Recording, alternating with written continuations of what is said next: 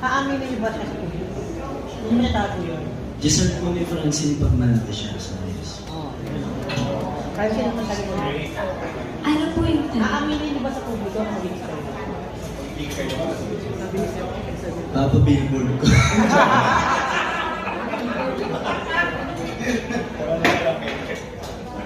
Oo naman po. Kung mangyari man po yun, oo naman po.